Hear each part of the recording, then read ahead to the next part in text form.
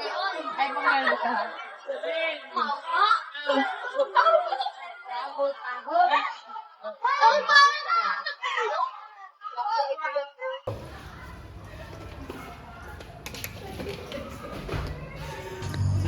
Sabi nila, ang salita ay parang hangin lang, nawawala rin.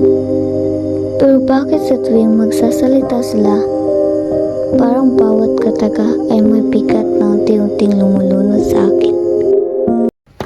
Uy, little princess, ito ba yung hinahanap mo? Jacob, tama na. I need to review exam na next week. Grabe, ang sipag mag-aral, pero hindi pa rin umusad. Literally, princess, baka kailangan mo ng growth spurt, hindi extra notes.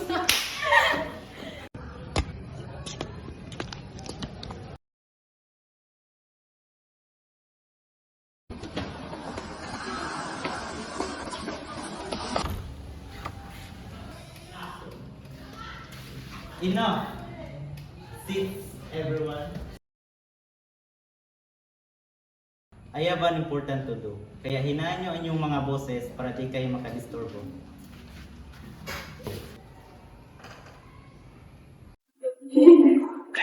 Tutuloy siya, pre.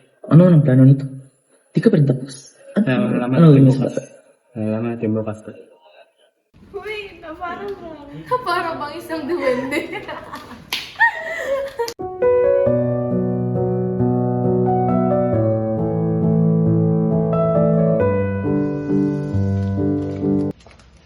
Yes, okay ka lang ba? Pagpasensyaan mo ng mga kaklase natin. Hayaan mo na lang sila, princess. Hindi naman sila makakatulog sa'yo. Nandito lang kami para sa iyo.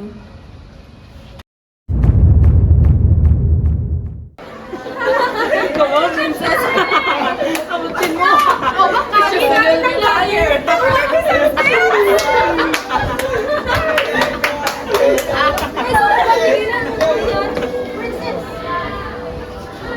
Minsan, mas madaling talikuran ang lahat kaysa pilitin ang sariling abutin ang mga bagay na sadyang pinagkait sa iyo. Mga mapanglait, mga mapangapi, nakakasakit matayo ng ibang tao. Aba, gumaganyan ka na ha? Tama na yan. Pumasok na sa loob. Minsan, ang pinakamasakit na salita ay hindi binibitawan ng harapan. Minsan, mas nakakabingi ang katahimikan sa likod ng bawat mensahe. Good afternoon, class. Please prepare yourself in one sheet of paper and number it from 1 to 70. May start na tayo. May pupunta akong meeting. Importante lang. Complete ba kayo dyan? Present ba lahat? President, kindly monitor class attendance. Good afternoon, sir. Halos complete po kami dito, sir. May isang absent po. Si Princess po ang absent. Bakit siya absent? Alam niyo naman na exam ngayon ha. Dapat walang umabsent.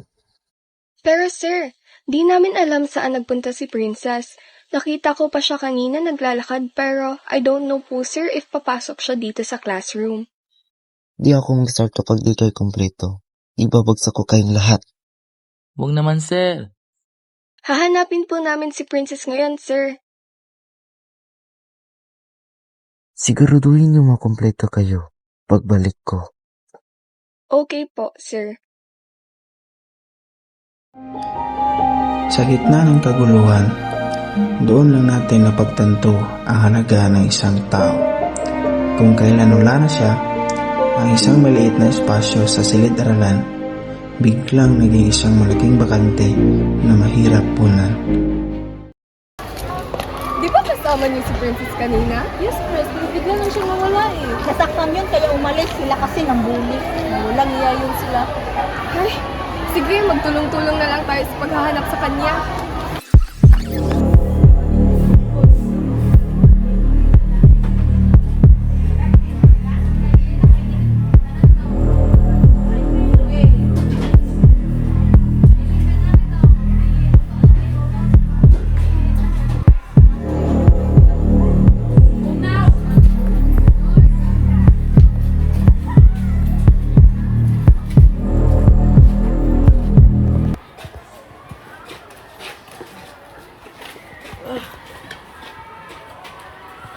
Juliet eh, tarantado. Ubat naman ako. Kasalanan mo to eh, kaya tayo pinapahanap. Nga tayo sa classroom. Lahat tayo yung mahanap sa princess eh. Ang liit-liit nun. Wow, nagawa mo pa mag-joke? Hindi sorry. Gago ka pala eh.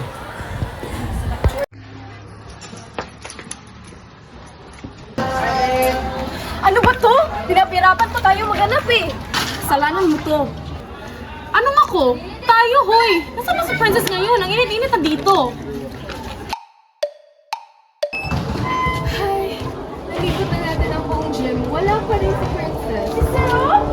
Saan? Tara, sundan natin.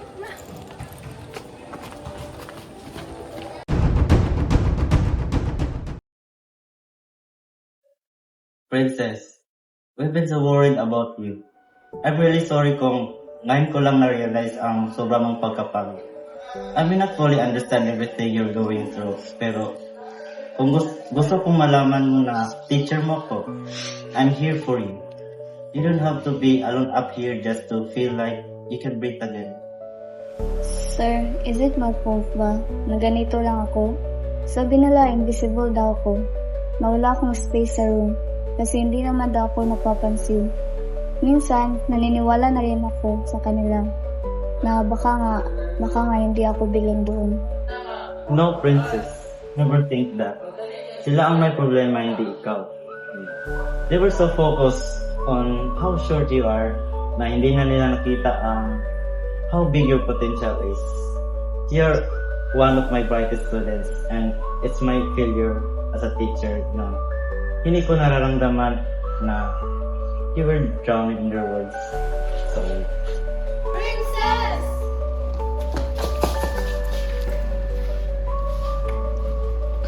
Ang tunay na pagbabago ay hindi nagsisimula sa parusa, kundi sa pag-amin na tayo ay nagkakamali. class, listen to me. We always talk about growth and reaching high, pero madalas nakalimutan na natin ang ibig sabihin nun. Physical height is just a biological fact, but true stature is measured by the depth of your character. I'm sorry, I called you dumb, but you were smarter than me. I wanted to feel big, but truly, I was a small one. Sana patawarin mo ko, Princess. Sorry, Princess. I deeply apologize, Princess. I didn't know how my words can affect you. I'm so sorry. Napatawad ko na kayong lahat at sana hindi na lang ulitin. Thank you, Princess. Ang bawat panunukso ay may sugat na iniiwan. Ang bawat tawa ay may luhang kapalit. Pero sa dulo ng bawat sakit, laging may puwang para sa pag-unawa. Dahil sa mundong puno ng mapang-api, ang pinakamalaking tagumpay ay ang manatiling mabuti.